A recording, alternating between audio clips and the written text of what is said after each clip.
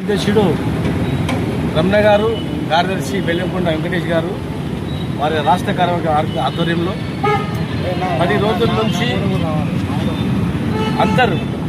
అన్ని కుల వృత్తులన్నీ నాశనమైనాయి. గీతా వృత్తి పూర్తిగా సర్వనాశనమైంది. చనిపోతుంటే కూడా పట్టించుకుంటలేదని చెప్పి యాత్ర మొదలుపెట్టడం జరిగింది. ఈరోజు గజ్వేల్ పట్టణానికి రావడం జరిగింది. పెద్దలు మాజీ చైర్మన్ ప్రతాప్ రెడ్డి గారు, అంటూరి ప్రతాప్ రెడ్డి గారు, మాజీ మన మున్సిపల్ వైస్ చైర్మన్లు జగదీష్, సర్పంచ్ మన గౌడు గారు, మరి కొంతమంది 5-6 మంది గౌరవ సర్పంచులందరూ కూడా ఇక్కడ రావడం జరిగింది. మా ముద్రా సంఘం నాయకుడు కూడా రాజు కూడా ఇక్కడ రావడం జరిగింది. అందరూ కూడా మాట్లాడుతూ అన్ని కుల వృత్తులు కూడా విధ్వంసం అయిపోయినాయి. ముఖ్యంగా ఈ వృత్తి చాలా భయంకరమైన వృత్తిది. అంతా 100 ఫీట్ల చెట్టు ఎక్కితే దిగేంత వరకు కూడా సస్తడా బత్తడా అనేటువంటి పరిస్థితి. 400 మంది చనిపోయినా 10 లక్షల ఎక్స్గ్రేషియా ఇస్తామన్నారు, ₹1 పెంచలేదు. గీతా కార్మికులకు పెన్షన్ ఇస్తామన్నారు, 5,000 ఇవ్వలేదు. వికలాంగులకు 10,000 అన్నారు, లేదు. ప్రతి మహిళకు 4,000 అన్నారు, లేదు. రైతు బంధు అన్నారు, లేదు. చేప పిల్లలు అన్నారు, లేదు. గొర్రెలు లేవు, బర్రెలు లేవు. వృత్తులు అన్ని పోయినాయి, విధ్వంసమైనాయి. కనీసం చనిపోయినా నా గీతా కార్మికులను పట్టించుకుంటున్నాను, అది కూడా లేదని చెప్పి అన్ని కులాలు కూడా ఇలా ప్రశ్నిస్తూ ఉన్నాయి. ఎలక్షన్లో ఇచ్చిన హామీ నెరవేర్చకుండా గాలికి వదిలేసి రాష్ట్రాన్ని వల్లకాలు చేద్దామనుకున్నారా?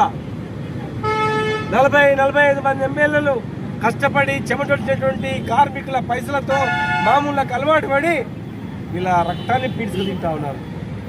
ఏదంటే కేసుల పేరు మీద భయపెట్టించి కేసులు చేస్తూ ఉన్నారు. 1000 మంది కేసులు చేసి జైల్లో పంపుతున్నారు. వైన్ షాపులలో అవినీతే, బార్ షాపులలో అవినీతే. దాదాపు 80-90 మైక్రో బిలియనరీలు ఇచ్చి పాడేసారు హైదరాబాద్ చుట్టుముట్టు అందరూ కూడా. ఇలా అన్ని వృత్తులు నాశనం అయిపోయినాయి. ఇస్తానన్న 10 లక్షల ఎక్స్గ్రేషియా వెంటనే విడుదల చేయాలి. మా రమణ గారు యాత్ర అయిపోయేలోపు, ముగింపు లోపు 10 లక్షల ఎక్స్గ్రేషియాలు ప్రకటించాలి. బకాయిలు 10 లక్షల రూపాయల చొప్పున అందరు చెల్లించాలి. ప్రతి గీతా కార్మికునికి 5,000 రూపాయల పెన్షన్ ఇవ్వాలి.